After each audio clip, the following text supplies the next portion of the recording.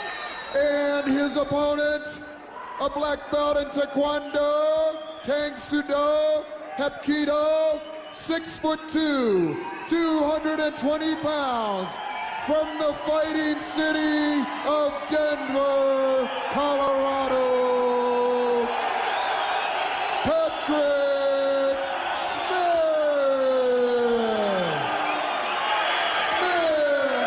Patrick Smith. Patrick Smith, Redemption 94 on his shorts. He's certainly redeemed himself. It all ends right here. And he has a very cordial attitude this time. Do you notice? This is what everyone wanted to see. Patrick Smith, Royce Gracie, it's about to happen. Royce's longest fight was just over 4 minutes. Let's see how long this goes. Let's see who comes up on top. Royce is in no hurry right now as he was in the earlier bouts, Why? I can assure you. Because this is the final bout. So he's not going to do anything different than his normal strategy now.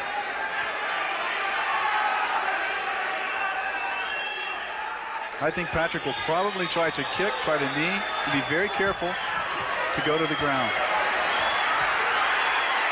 This is what Royce wants. There's now the Royce will stand to the side so Patrick cannot knee him in the groin. Watch this. He cannot do it. Royce will now try to get unlocked from that right leg of Patrick. Patrick has him locked in that leg. That doesn't matter. Royce will try to unlock this. You see him doing that now. Well, he's trying to push. He did. Now he's in a man of position. It's just a matter of time. He will palm strike him. Patrick will turn over. Royce will go to a choke. Patrick's looking at, he's looking at the referee. This is where Royce wants to be. His head is very close. So Patrick has not been on the ground all night. This is not a good position for Patrick to be in. How does Patrick get out of this, Ben? It's very different. He has to hook his foot on Royce's foot and then turn him over. He's taking a pounding. Yes, he is. This is, the towel is in already. Patrick will not like this. He will not like this. Royce is the ruler. He is the greatest champion on the planet right now. Yes, he did accept it. Unbelievable. Those blows were devastating. He is the Ultimate Fighting Champion. 2 consecutive times, 2 events. They both really respect each other. Absolutely. That beautiful. Is a wonderful sight. Yes, it is. And I'll tell you, I think Patrick, I didn't see the Gracies cut anybody since they've been there. Watch the Gracies come in and congratulate Patrick Smith. Watch this. Look at this. They're all champions. They're all wonderful human beings. That's a wonderful sight. It was 1 minute 13 seconds. It was the second longest match for Gracie tonight. Just because it was only that short does not mean they were not the Ultimate Champions fighting against each other. Hey. That's why. And there's Royce. He's $60,000 richer. Yes. He's a happy man. And Jimmy was blaming Uncle Sam last time. They said he took all his winning money. Went to Disneyland. I guess he'll go to Knott's Berry Farm and Magic Mountain now. Well, I guess the guys better work harder. A little harder. You're going to see it's going to get tougher and tougher, guys. About that 6 month stuff, man. 6 months could not deal with a lifetime of training, 65 years. The Gracie family. That's absolutely true, Jim. Unbelievable. Royce has a small cut over his eye. I guess it's not going to bother him much tonight. He has a lot of celebrating to do. It was incredible, and I'll tell you, he's much more confident. The whole family is in the ring. They knew it was a much tougher journey this time. It really was. It was a wonderful tournament. Hey, Brian, when you're good, you don't have to be violent. The technique almost takes the violence out of it. That's absolutely Jim, that's right. a great point. Every one of Royce's opponents tonight, we're not putting any serious injury. Yes.